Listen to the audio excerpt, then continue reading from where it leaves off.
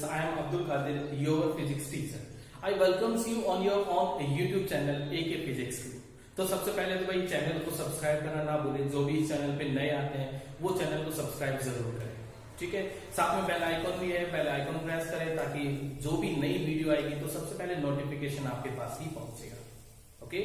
Videos को like करना ना भूलें और हमें सपोर्ट करें, थैंक यू। चलिए तो आज हम चलते हैं भाई अपने नेक्स्ट टॉपिक की तरफ। Our next topic is magnetic dipole and dipole moment.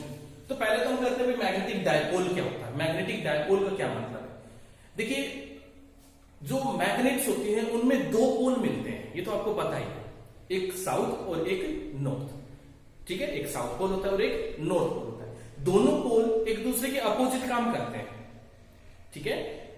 चलो, सो मैग्नेटिक डायपोल क्या है, it is just a arrangement of these poles.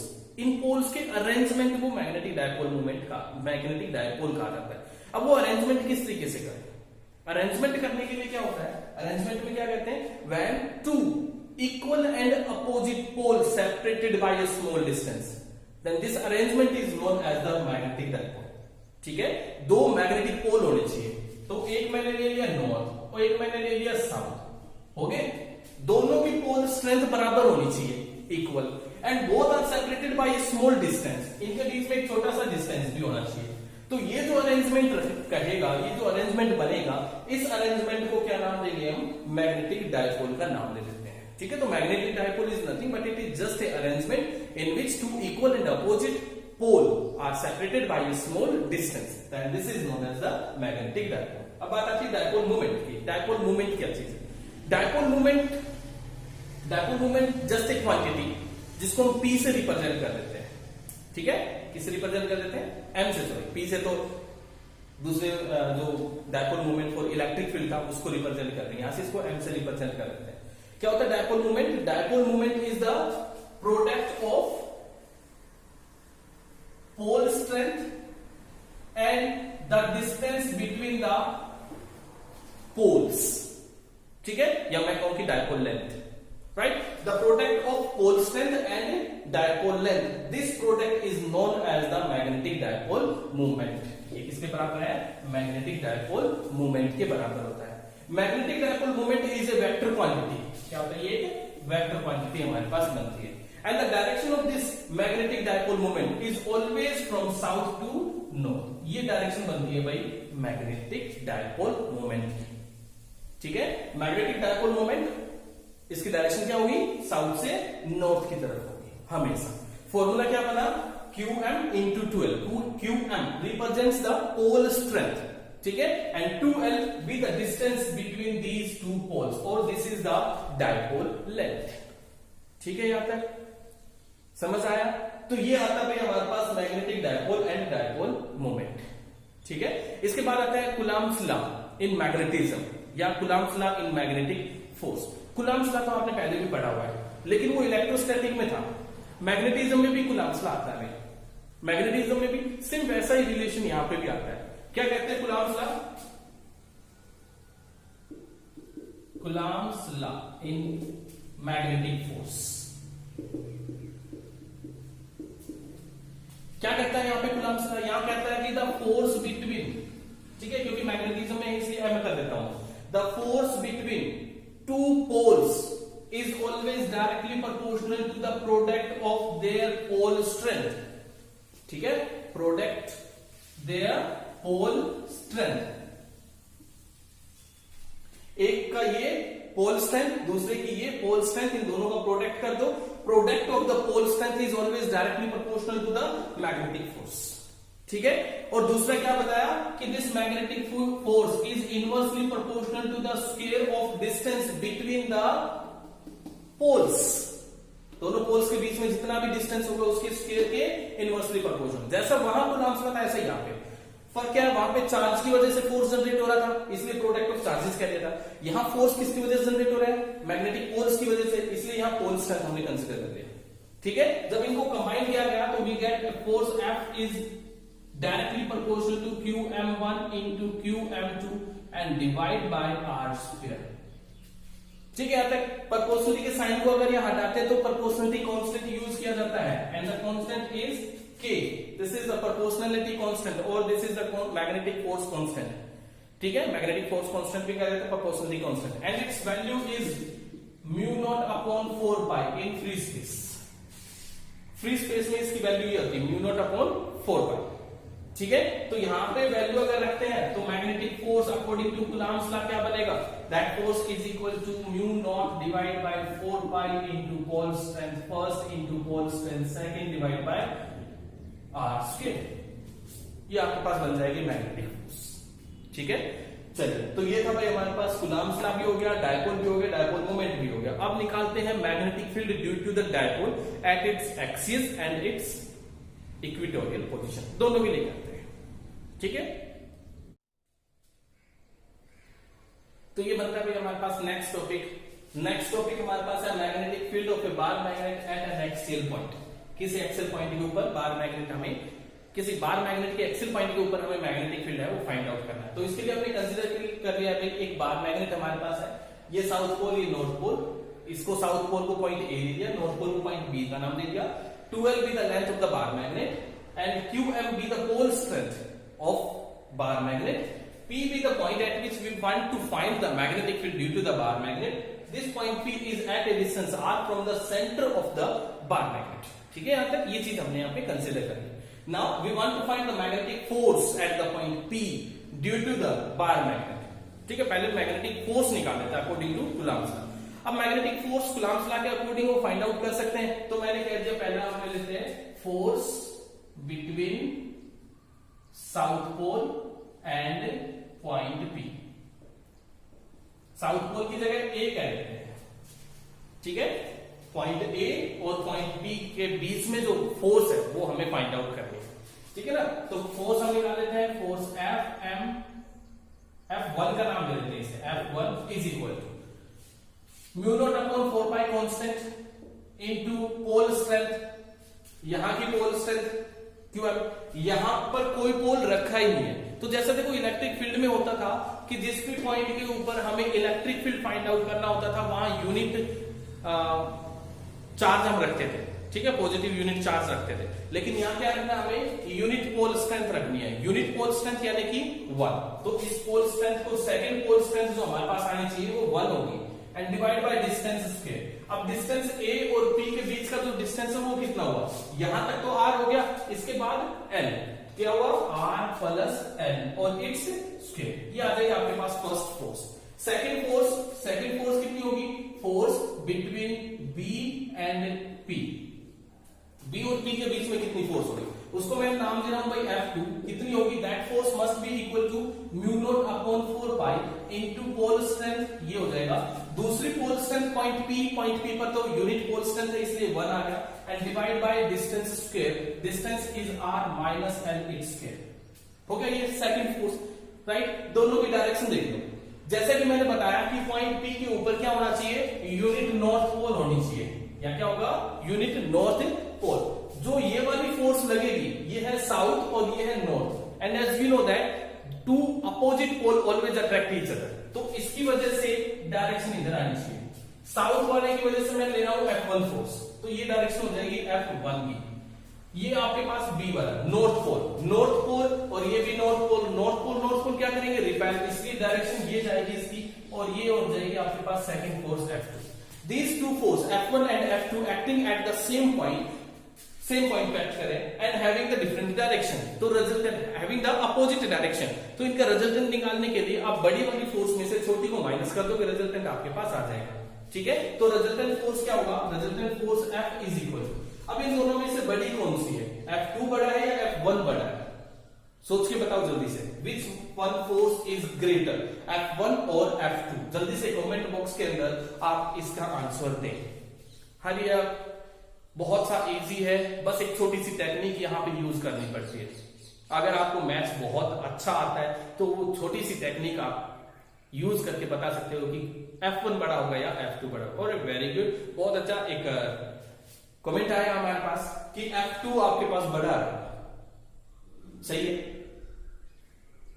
है, F2 बड़ा है. क्यों आया, क्योंकि ये जो आपके पास है ये छोटा है, डिनोमिनेटर छोटा है, डिनोमिनेटर छोटा है तो सामने वाली टर्म अपने आप बड़ी हो जाएगी, है ना।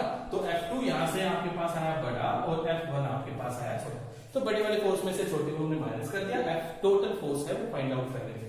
टोटल फोर्स कितना बनेगा, total force F is equal to the subtraction of this. इनके सबट्रैक्शन के लिए क्या करें, दोनों को रख देते हैं, म्यू नॉट अपॉन 4 पाई दोनों में है, कॉमन ले लिया मैंने, म्यू नॉट अपॉन 4 पाई, ठीक है। QM दोनों में है, ये भी कॉमन आ गया, QM बचा क्या, यहां से बचा ये, यहां से बचा ये, तो ये 1 upon r minus l its square और फिर minus of 1 upon r plus l its square, ठीक है। अभी ब्रैकेट आपको सोल्व करनी है। ब्रैकेट सोल्व करने के बाद हमारे पास फोर्स है वो पता चल जाएगा। क्या पता चलेगा, फोर्स, नॉट मैग्नेटिक, फोर्स पता चल जाएगा। अब फोर्स पर यूनिट नॉर्थ पोल जो है वो आपके पास आता है मैग्नेटिक फील्ड, और एक्चुअल में ये फोर्स क्या है क्या ये हम फोर्स पर यूनिट नॉर्थ पोल ही तो निकाल रहे हैं, है ना। नॉर्थ पोल तो हमने यूनिट में ले ही रखा है, तो यही फोर्स जो रिजल्टेंट आ रहा है यही किसका काम कर जाएगा, मैग्नेटिक फील्ड का काम भी कर जाएगा, क्योंकि फोर्स पर unit north pole is known as a magnetic field B, ठीक है। जैसे इलेक्ट्रिक फील्ड में होता था E is equal to F by Q, ऐसा यहां पे भी होता है, B is equal to FM divide by QM, ठीक है। तो QM एक तो हम ऑलरेडी लेके चल रहे हैं ना यूनिट, ठीक है। तो ये हमारे पास आ जाएगा फोर्स। अब इसको सोल्व करते हैं, इसको सोल्व करते हैं। सोल्व करने के लिए मैंने कह दिया F is equal to mu naught upon 4 pi as it is, QM as it is, यहां से इधर इसको भेज दिया, इसको इधर भेज दिया। जब ये यहां आएगा एलसीएम लेने के बाद तो ये बन जाएगा आपके पास r square plus l square plus 2rl। जब इसको इधर भेज दोगे तो बनेगा minus of r square minus of l square plus 2rl and whole divide by this term, ठीक है। दिस टर्म इसको कर दोगे तो ये आपके पास आ जाएगा r square minus l square whole square. ये कैसे आया आपको पहले से पता है, ठीक है, क्योंकि होल स्क्वायर दोनों के ऊपर आ जाएगा, ये बन जाएगा a minus B, a plus B वाली आइडेंटिटी यूज करोगे, ये बन जाएगा, ये सोल्व करें। इसको सोल्व करने के बाद ये दोनों तो आपके पास कैंसिल हो जाएंगे, आपके पास आ जाएगी force F is equal to इसके बराबर mu naught upon 4 pi into QM into ऊपर बचेगा आपके पास 2rl, ये बन जाएगा आपके पास 4rl and divide by, divide में क्या बचेगा, ये टर्म आ जाएगी, this is r square minus l square whole square, ठीक है। सॉलिड इसको सोल्व करते हैं, 4 को 2 इंटू 2 लिख देते हैं, ठीक है। थोड़ा सा चेंज करते हैं, इसी को देखो मैं अब B लिख रहा हूं, इस F को मैं B लिख रहा हूं। B क्यों लिखा पता चल गया, क्योंकि फोर्स पर unit pole strength is known as magnetic field, और ये फोर्स जो है वो पर यूनिट पोल स्ट्रेंथ ही है, तो इसी को मैंने क्या लिख दिया, B का नाम लिख दिया, मैग्नेटिक फील्ड B। यहां से आपके पास आ जाएगा म्यू नॉट अपॉन 4 पाई, ठीक है, और QM एज इट इज, यहां से मैंने इसे लिख दिया 2r और इंटू 2l, ठीक है, ये कर दिया मैंने, और डिवाइड में आ जाएगा r square minus l square, ठीक है। QM into 2l, QM into 2l magnetic dipole moment बनेगा, वेरी गुड। तो ये आ जाएगा आपके पास B is equal to mu naught upon 4 pi into magnetic moment M into 2r divide by r square minus l square it's whole square. This is the magnetic field due to the bar magnet at the axial position, ठीक है। इतना आ जाएगा आपके पास। अगर हमारे पास ये, अगर हमें शॉर्ट मैग्नेटिक डायपोल मिलता है, मैग्नेटिक डायपोल कह रहा हूं मैं, इस बार मैग्नेट को बोल सकते हैं क्योंकि both are the same pole strength, opposite pole strength, opposite pole and distance दोनों के बीच में है ही।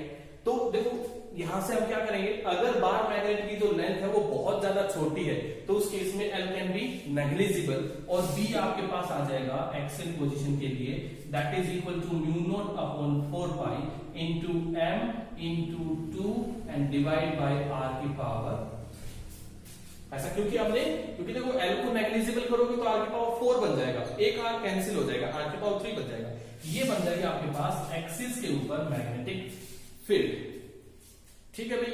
इसकी डायरेक्शन क्या होगी, इसकी डायरेक्शन होगी बड़े वाली फोर्स की तरफ। बड़ी वाली फोर्स देखो कौन सी, F1 और F2 बड़ी आई थी, तो ये डायरेक्शन इसकी बन जाएगी, ठीक है। डायपोल मूवमेंट की डायरेक्शन क्या थी, डायपोल मूवमेंट की डायरेक्शन साउथ से नॉर्थ, साउथ से नॉर्थ, ये डायरेक्शन डायपोल मूवमेंट की भी है, और यही डायरेक्शन नेट फोर्स की भी है, नेट फोर्स यानी कि नेट मैग्नेटिक फील्ड की भी है। तो दोनों की डायरेक्शन देखो एक जैसी है, तो एक्सिस के लिए कोई आपसे पूछ ले what is the angle between the dipole direction of dipole movement and the direction of magnetic field at the axis of the bar magnet, तो कितना एंगल बना? आंसर दो जल्दी से कमेंट बॉक्स के अंदर। ओहो बहुत थकान हो गई भाई, बहुत ज्यादा बोलना पड़ता है तुम्हारे सामने, है ना, इतनी थकान हो जाती है, बस पूछो ही मत। हाँ जल्दी से आंसर दो तुम तो मेरी बातों में सुनने लग रहे हो। चलो M and P, very good, ठीक है answer. The angle is 0 degree, angle क्या होगा? 0 डिग्री होगी। चलो अब करते हैं नेक्स्ट, ये तो था एक्सियल का केस, अब चलते हैं इक्वेटोरियल के ऊपर, ठीक है।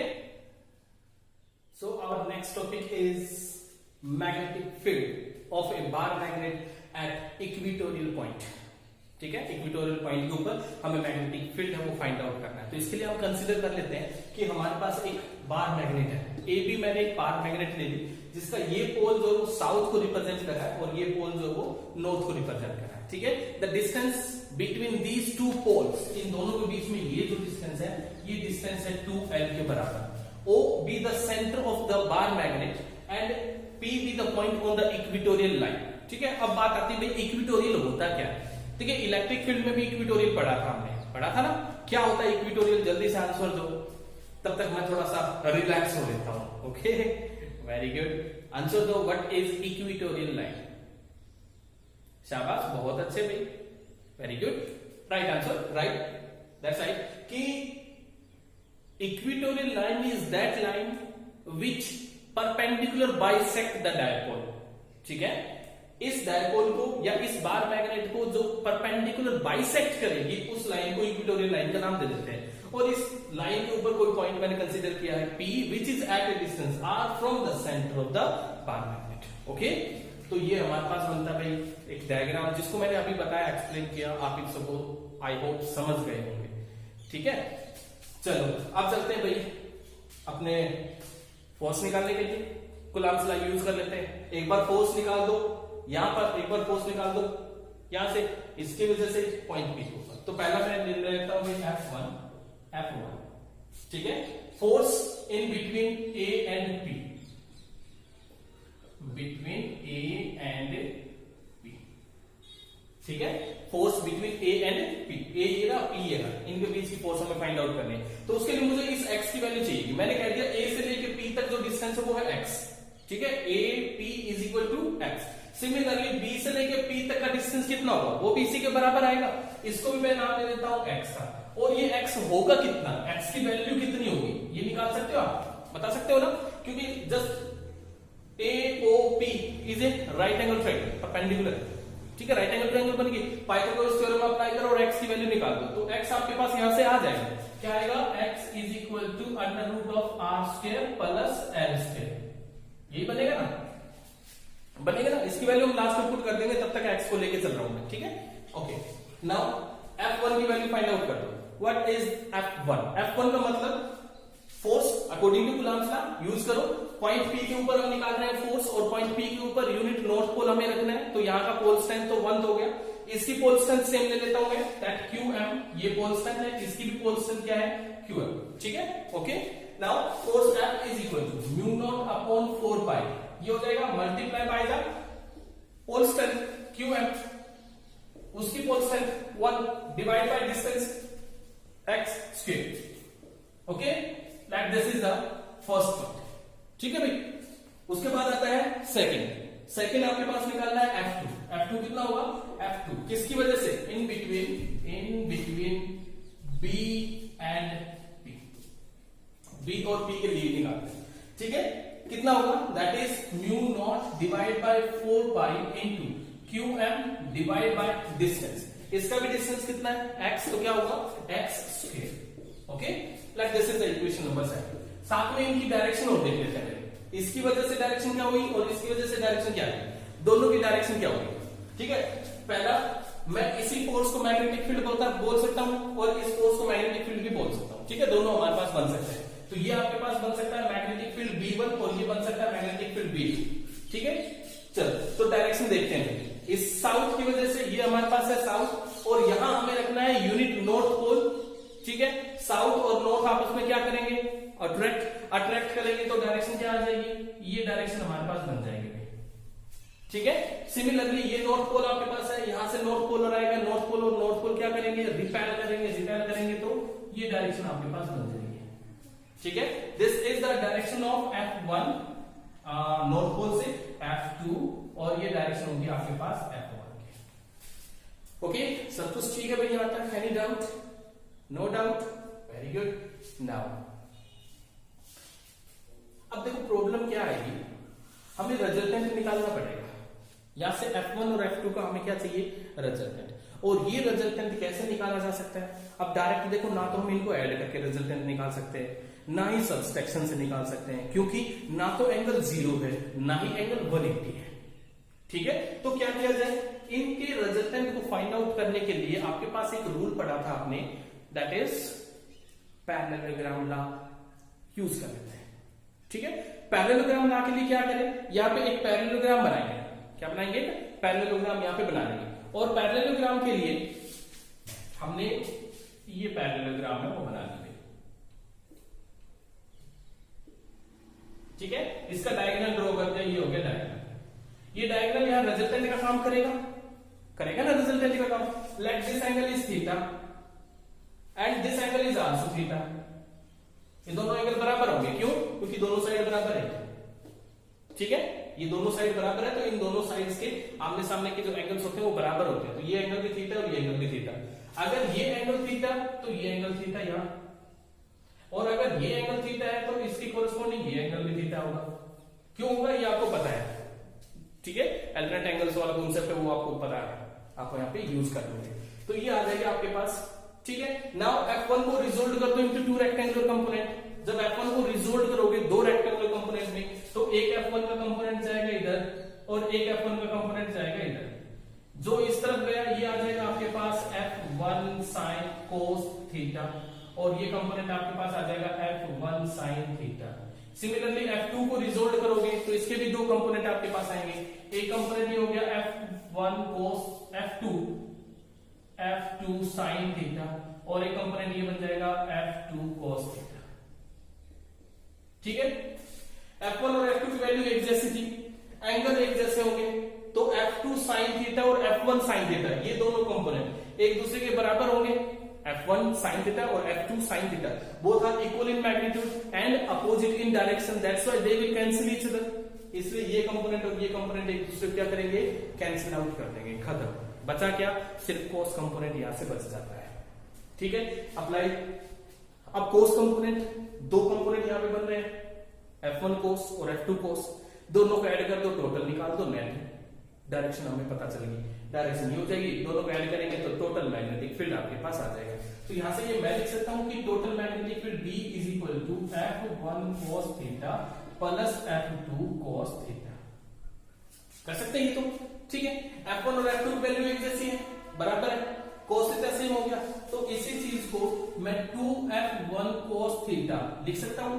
ये आ जाएगा आपके पास नेट मैग्नेटिक फील्ड, लिख सकते हैं ना। Now put the value of F1 की वैल्यू ये रखी जाएगी, cos की वैल्यू है वो निकालनी पड़ेगी। cos की वैल्यू निकालने के लिए हमारे पास एक ट्रायंगल को कंसीडर कर लिया हमने, ट्रायंगल APO। क्या कंसीडर किया, ट्रायंगल APO।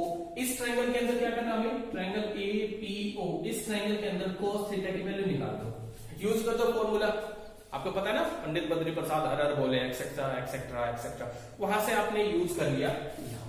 ये बन जाएगा आपके पास बेस अपॉन हाइपोटेन्यूज, बेस ये बन गया, हाइपोटेन्यूज ये बन गया आपके पास। तो बेस आपके पास है L और हाइपोटेन्यूज आपके पास है X। ओके, समझ गए भाई, L बाय X आ जाएगा। ठीक है, या कुछ गड़बड़ है, बताओ जल्दी से। ठीक है, कुछ गड़बड़ है, ठीक है, चलो। cos थीटा की वैल्यू आ गई आपके पास, cos थीटा की वैल्यू उठा के यहां रख देंगे, आपके पास आ जाएगा net magnetic field B is equal to 2 into F1। F1 की वैल्यू आपके पास ये है mu naught upon 4 pi into this is QM divide by x square here is cos theta की वजह से L by x।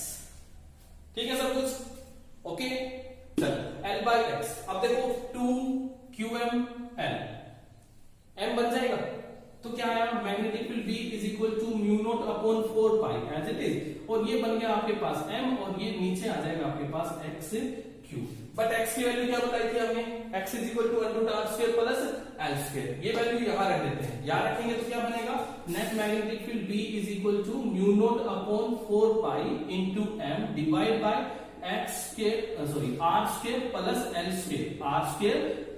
Square raise to the power 3/2। ये आ जाएगी हमारे पास वैल्यू। ठीक है, क्या है वैल्यू आपके पास आ जाएगी B is equal to mu naught upon 4 pi into m divide by here is r square plus l square raised to the power 3/2। ठीक है, अब अगर बात करते हैं हम शॉर्ट बार मैग्नेट की या शॉर्ट डायपोल की, अगर हम बात करते हैं तो शॉर्ट डायपोल जो आपके पास बनेगा उस केस में क्या होगा, l छोटा हो जाएगा। अगर डायपोल आपके पास छोटा है तो लेंथ l बहुत ज्यादा छोटी हो जाएगी as compare to the r, so it can be negligible. L को क्या करेंगे, नेग्लिजिबल कर देंगे। अगर L को नेग्लेक्ट हमने कर दिया तो मैग्नेटिक फील्ड B क्या हो जाएगा, इक्वेटोरियल पोजीशन पे, that is equal to mu naught upon 4 pi into m divide by r raise to the power. ये बन जाएगा आपके पास magnetic field due to the bar magnet at the equatorial position. Okay, equatorial position पे ये आपके पास बन जाएगा, राइट। तो ये आपके पास है शॉर्ट बार मैग्नेट। अब देखो एक छोटी सी बात यहां नोट करने की है भाई, आप खुद कर लो इस चीज को। एक बार इलेक्ट्रिक फील्ड वाले दोनों आर्टिकल देखना और एक बार मैग्नेटिक फील्ड वाले दोनों आर्टिकल देखना, लगभग सेम है, बिल्कुल सेम है, इनका रिजल्ट भी सेम है, इनका रिजल्ट भी एक जैसा ही है। वहां पर डायपोल मूवमेंट आ रहा था P, यहां डायपोल मूवमेंट आ रहा है M। वहां पर हमने इलेक्ट्रिक फील्ड निकालते हैं, मैग्नेटिक फील्ड निकालते हैं, वहां डिस्टेंस आर लिया था तो यहाँ पे डिस्टेंस मैं आर ही ले रहा हूं, तो बिल्कुल एक जैसे हमारे पास बनते हैं। तो आज के लिए बस इतना ही इस वीडियो के अंदर। नेक्स्ट वीडियो में एक नए टॉपिक के साथ फिर से आपके सामने आएंगे, फिर से आपके साथ रूबरू होंगे, फिर से आपके साथ बातें करेंगे। ओके, तब तक के लिए stay at home, safe at home, have a nice day.